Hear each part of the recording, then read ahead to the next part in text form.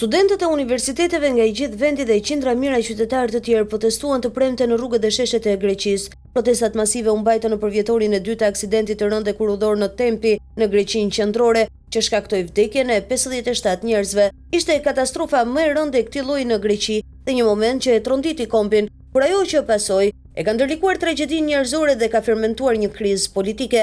Aksidenti ndodhi kur një tren pasagjerësh që udhtonte nga Athina në Selanik u devijua në të njëjtat shina ku një tren mallrash udhtonte në drejtimin e kundërt. Edhe pse gabimi fatal duket se është kryer nga një punonjës me trajnim minimal, përplasja nuk ndodhi vetëm për shkak të gabimit njerëzor. Ajo ishte rezultati një dështimi sistematik. Sepse nga hetimet u pa se nuk funksiononte sinjalizimi në shtrirjen e linjës në fjalë, nuk ishte vendosur një sistem monitorimi dhe sigurie në distancë, teksa edhe komunikimi ishte problematik. Pra është i qartë se nuk është sistemi e kurudor normal i një vendi antar të Bashkimit Evropian në shekullin e 21 dhe është e kuptueshme pse grekët kërkuan përgjigje, pse sistemi e kurudor, pjesërisht i privatizuar gjatë krizës së borxheve, ishte në gjendje kaq të rrënuar, pse një skeme e financuar nga BE për të instaluar një sistem automatik mbrojtjeje i lidhur me sistemin evropian të kontrollit të trenave nuk ishte përfunduar dhe pse kishin kaluar disa vite pasi ishte parashikuar të vijej në punë, kush ishte përgjegjësi për këtë kaos. Dështimet që çuan aksidentin e tmerrshëm të Tempit e kanë zanafillën që shumë vite më parë dhe nuk janë përgjegjësi vetëm e administratës aktuale apo qoftë edhe një qeverie të vetme.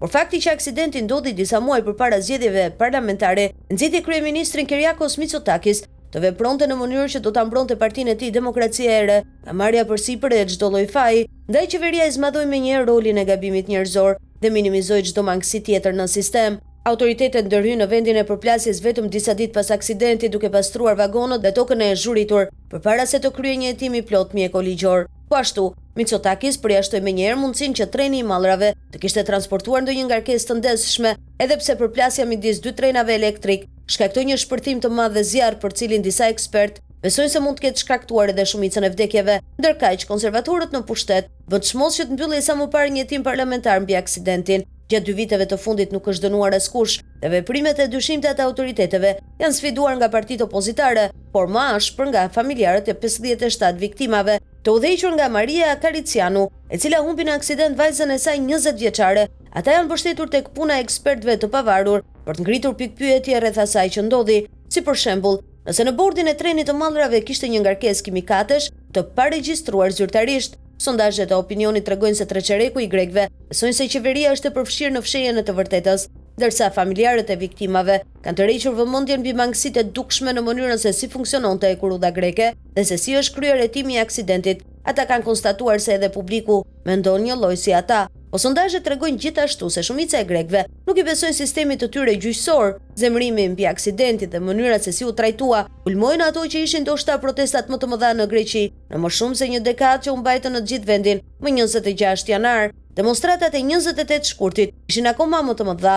Në dallim nga skandalet e tjera të kohëve të fundit, ai i Tempit është një nga ato ku në një farë mënyrë grekët u ndjen të prekur drejt për drejt, sepse shumica e familjeve në Greqi kanë të afërm apo njohin dikë që përdor linjën e kurudore Athinë-Selanik, e cila është mënyra më e mirë për të udhëtuar midis dy qyteteve kryesore të vendit. Pastaj ndikoi edhe fakti që shumë nga viktimat ishin të rinj, kryesisht student, ndërkohë ka qenë jetik roli i familjeve të viktimave në ndërgjegjësimin dhe mbajtjen në fokus të debatit publik të kësaj çështjeje.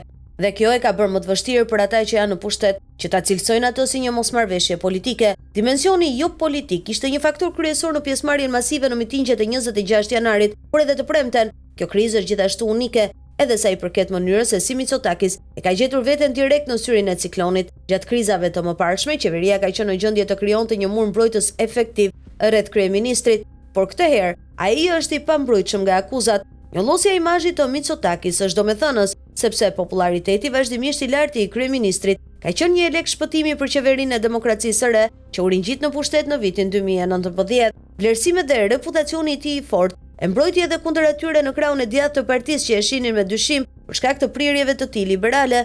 Nëse Mitsotakis nis të bëhet një udhëheqës jo popullor, partia e tij u mbet policën e saj të sigurimit dhe ai u mbet kordonin e tij të sigurisë. Në fakt, duket se çështja Tempi ka filluar tashmë të shkaktojë dëme të mëdha imazhit të qeverisë, si dhe popularitetit të kryeministrit, shkruan International Politics and Society. Një sondazh i pro-rata i publikuar më 25 shkurt tregon se mbështetja për Demokracinë e Re ka rënë nga 25.5% në dhjetor në 22.5% tani. Sondazhi zbuloi se drejtësia dhe transparenca konsiderohen aktualisht si çështja e dytë më e rëndësishme nga votuesit grek pas inflacionit. Për momentin, Mitsotakis i vjen në ndim fakti se partia kryesore opozitare nuk ka fituar terren. Sondazhi pro rata tregon se që nga dhjetori, mbështetja për PASOK-un ka rënë me 1 pikë në 15%. Përpjekjet e saj për të kërkuar llogari nga qeveria dhe i gjyqësori nuk janë marrë parasysh nga një publik i zemëruar me partitë tradicionale. Në këto kushte, palët që kanë përfituar më shumë nga ky zemërim i zjarrt janë ato që e konsiderojnë veten si antisistem. Në të djathtën ekstreme, partia ultranacionaliste Zgjidhja Greke e ka rritur mbështetjen e saj me 3%, duke arritur në 11%,